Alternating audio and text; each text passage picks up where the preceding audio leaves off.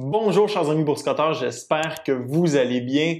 Ouf, quelle grosse journée aujourd'hui sur le marché des crypto-monnaies. On a assisté à ce qu'on peut appeler un crash de plusieurs monnaies virtuelles, dont le Bitcoin et l'Ethereum.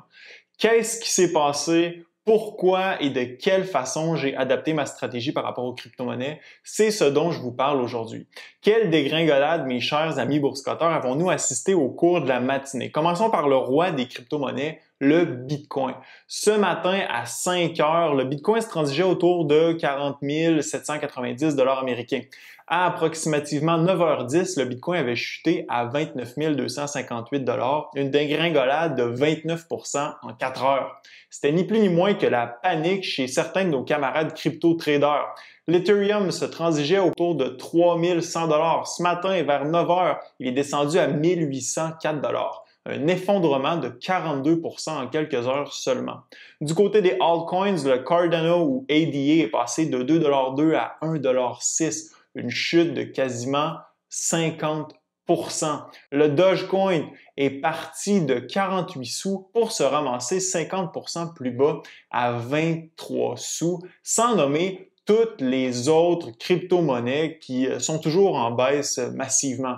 La situation s'est améliorée depuis. Le Bitcoin est remonté autour de 39 000 $ après avoir rebondi sur son support autour de 30 000 $ et l'Ethereum est de retour à 2600-2700 $ au moment où j'enregistre cette vidéo. Il faut dire que le marché des crypto-monnaies est sous pression depuis quelques jours déjà. Malgré la reprise en deuxième moitié de journée, le Bitcoin est toujours en baisse de 27 % au cours des 7 derniers jours et l'Ethereum de 35 %. C'est une correction assez sévère qui en inquiète plus d'un. Cependant, il faut tout de même relativiser. Depuis le début de l'année, le Bitcoin est toujours en hausse de 36 %, alors que depuis l'an dernier, à la même date, il est en hausse de 300 %. L'Ethereum est toujours en hausse de 1125 % depuis la même date l'an dernier. Alors, clairement, si vous êtes entré dans le marché l'an dernier, cette baisse soudaine vous a peut-être refroidi, mais vous êtes fort probablement encore solidement positif. Par contre, si vous êtes entré dans le Bitcoin, par exemple, à son record de 60 000 $ américains, vous êtes dans le rouge massivement. La chute soudaine de ce matin a même créé des dommages collatéraux sur certaines plateformes d'échange comme Coinbase, Gemini, Kraken et Voyager Digital qui ont été carrément inopérantes pendant une certaine période de temps. Maintenant, la question que vous devez vous poser, c'est qu'est-ce qui se passe?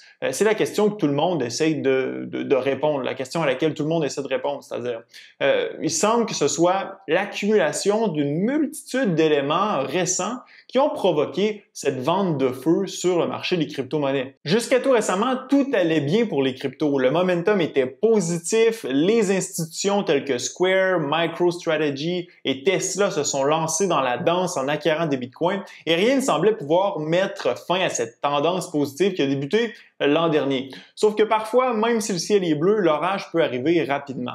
D'abord, un des éléments déclencheurs est clairement l'ambiguïté relative aux propos d'Elon Musk sur le Bitcoin. Au début de l'année, Tesla a acquis pour 1,5 milliard de bitcoins sur le marché et annoncé quelques semaines plus tard qu'elle allait accepter les paiements en bitcoin pour ses voitures. Il n'en fallait pas plus pour propulser la crypto-monnaie vers les cieux. Parallèlement, Elon s'est aussi mis à troller la toile en tweetant à répétition sur le Dogecoin, ce qui a inévitablement propulsé vers la lune la crypto-monnaie initialement inventée pour, en quelque sorte, ridiculiser le Bitcoin. Puis, lors de la publication des résultats du premier trimestre, Tesla annonce avoir vendu plus de 100 millions de ses bitcoins. Donc, plusieurs étaient critiques devant cette annonce, se questionnant sur les réelles intentions du milliardaire envers la crypto-monnaie. Pourquoi vendre ses bitcoins s'il prétend qu'il s'agit de la technologie financière du futur? Elon s'est justifié en affirmant qu'il s'agissait d'un test afin de jauger la liquidité du marché du Bitcoin dans le but de déterminer la facilité avec laquelle on pouvait les acquérir, mais aussi s'en départir. Bon, le constat était qu'il n'y avait pas matière à s'inquiéter plus qu'il faut. Puis la semaine dernière, Elon a encore frappé. Il annonce sur Twitter que Tesla cessera d'accepter les paiements en Bitcoin en raison de l'augmentation rapide de l'utilisation d'énergie fossile provenant principalement de la Chine pour le minage des bitcoins. Il affirme que Tesla conservera ses bitcoins, mais qu'elle regarde aussi du côté d'autres crypto-monnaies qui seraient des alternatives plus efficaces et plus vertes pour accepter des paiements. Sans surprise, le Dogecoin a été mentionné comme possible alternative.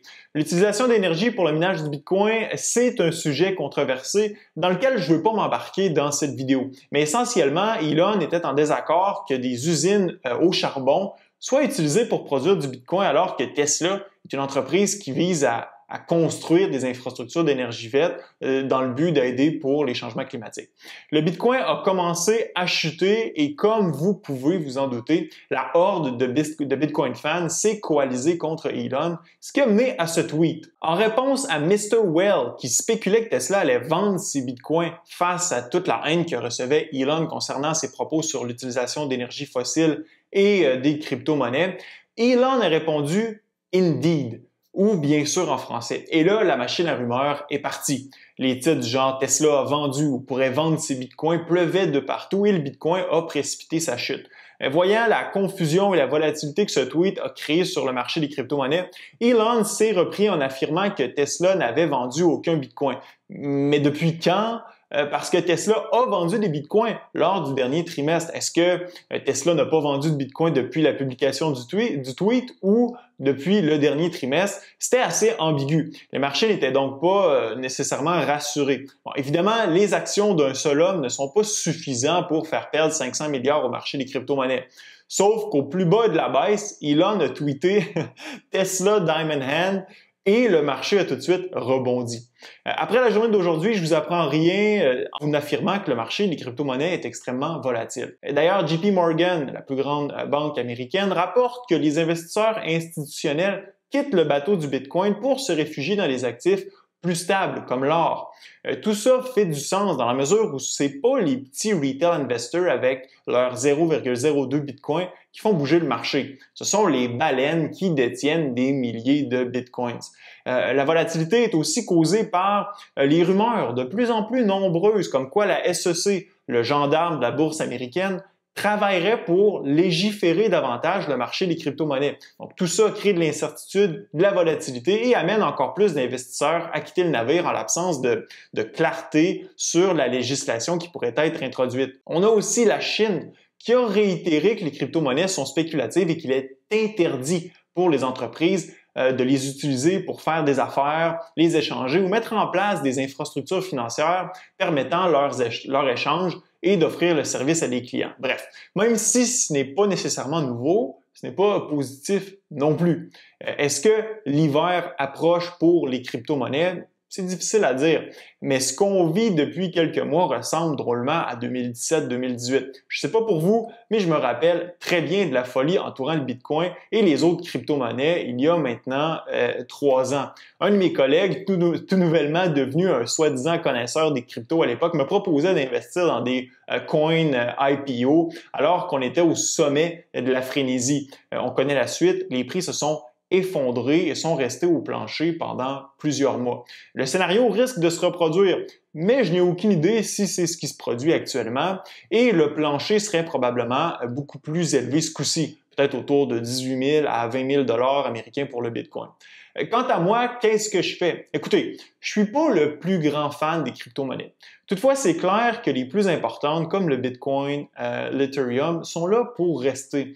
Le truc, c'est que les crypto-monnaies, ça reste la spéculation. Ce n'est pas un investissement. Le Bitcoin ne produit rien présentement et il ne produira toujours rien dans 20 ans. Est-ce que son prix sera plus élevé? Peut-être. Si la société continue d'adopter et d'y voir un réservoir de valeur ayant pour objectif de se protéger des interventions de banques centrales, c'est fort possible que le prix soit plus haut. Mais au final, j'en ai aucune idée et c'est pour cette raison que je participe aux crypto-monnaies, au marché des crypto-monnaies, mais passivement et doucement. Pour moi, les crypto-monnaies, j'en veux pas plus que 1% de mon portefeuille. Depuis quelques semaines déjà, j'achète sur une base hebdomadaire quelques centaines de dollars, peu importe le prix. Aujourd'hui, j'en ai profité, mais dans 2 semaines, peut-être que ce sera de retour à 60 000 $. Mais je vais continuer à acheter jusqu'à ce que j'ai atteint mon 1%. Et rendu là, j'analyserai ma stratégie pour la suite.